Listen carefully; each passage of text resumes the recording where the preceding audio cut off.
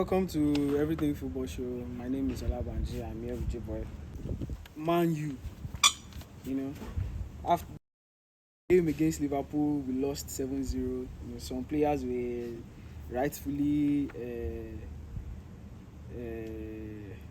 criticized by the fans and the media. Dalot, Fred, Bruno. Anthony, Vegas, and even Bruno. But the disappointing thing was that people questioned his mentality, which I thought was a little bit too far. I felt that was like uncalled for because, yes, he whines a lot, but you cannot question his winning mentality, his dedication to the team. And they reacted somewhat well. It was still a one-half game against Betis. They played okay in the first half, the second half was much better. But so what do you think Liverpool game and their reaction against Real Betis? I think the Liverpool game was atrocious. They lost their head basically.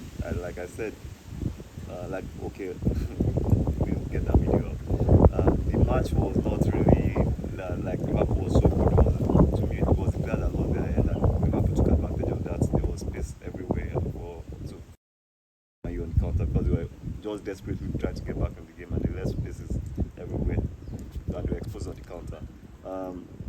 As far as Bruno is concerned, I think he's just a bad loser. Nobody likes to lose. So when in that situation, it was just desperate. It was too emotional. Yeah, he got emotional and he lost his head as well, like every other person. They reacted well in the Betis match. Yeah.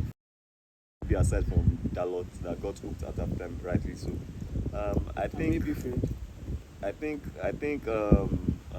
Dalot's really. I think they should really look into him. I think Bissaka is way better than him right now, and I think he really has to buck up his idea, or he should be allowed to go.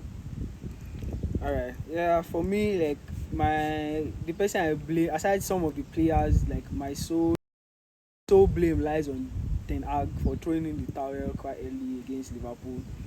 Because this is a tough game. No matter how, there's a reason why Mourinho and some other coaches don't loosen the grip against clubs like Liverpool's club and Man City, because the same thing that happened against Man City was the same thing that happened against Liverpool, and I think he should have learned, especially he got earlier in the season from Brighton and Brentford. Then going into the game against Man City, they scored us 6-1 before they released their foot on the gas, and we scored 2 goals in last 10 minutes or so. So I felt he should have learned from those games early in the season, which was why I was quite happy we got beaten, but I didn't expect that kind of score. Game where you are playing an opponent that has high energy that you can't outrun.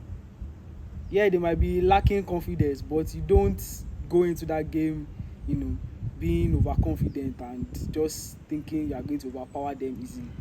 And the players lost their. We had chances in the first half and that we should have taken, but still, that's why it's football.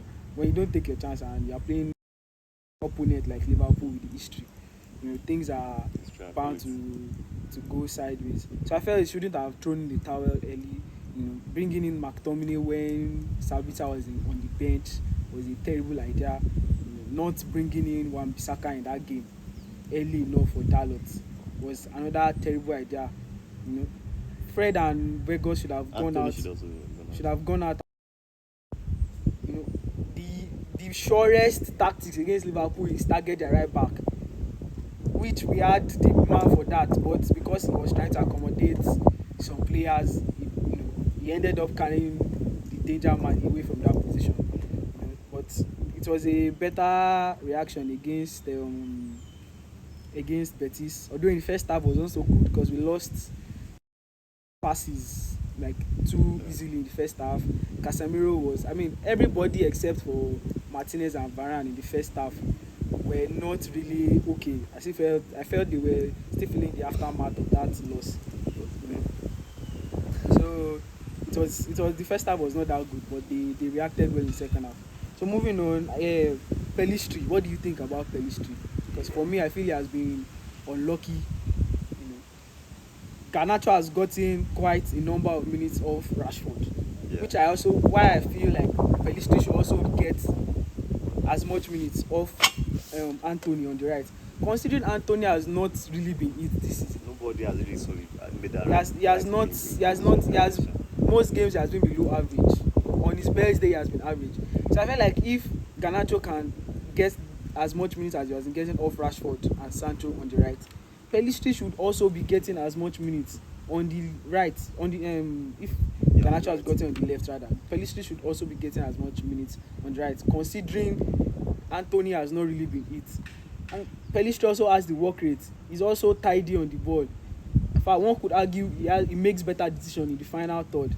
So I just feel like at this point, like to the end of the season, like I mean, as much as possible as I think Anthony should not be dropped on the bench. He should still be starting and be getting at least 1 hour. Pelistri deserves to get more minutes. I mean, we all understand Anthony's his boy, and it's because of him they paid that much. But this is a top club. We cannot be operating by that. But what do you think? Yeah, I think the boy definitely deserves. I remember the Vegas goal. I was expecting him to shoot, and I didn't expect what he did. Most players would definitely do something stupid there or lose the ball.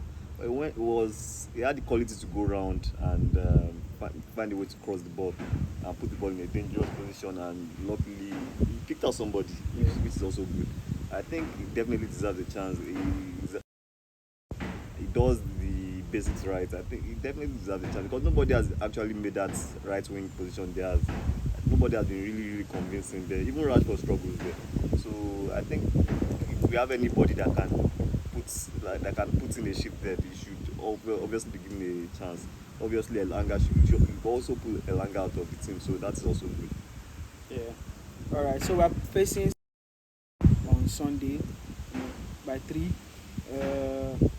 We are third currently with 49 points. And, Southampton they are 19th. Only 1 point difference between them and the team on 20th. Yeah, and Bournemouth is winning now. Yeah, Bournemouth is winning now. Yeah. Leicester, they won Leicester in their last game 1-0. Their new coach Ruben Selles has been fairly decent. But what do you think about that match? It should be a straightforward win, if you ask me.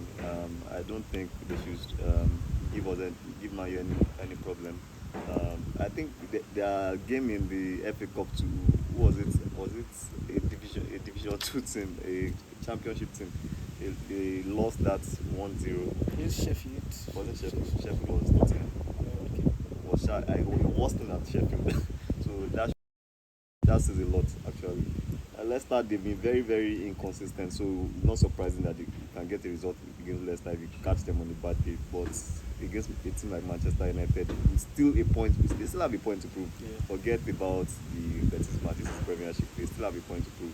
Yeah, they must win the And match. I think Old Trafford. I think we should try as much as possible to score at least 3-4 goals.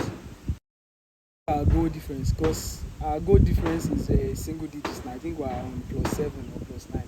So I think we should really. This is not one of those games where they should have a slow start. They should be in control of the game and really thump them and at least get the goal difference to double digits. All right, we've come to the end of the episode for today. If you have any comments,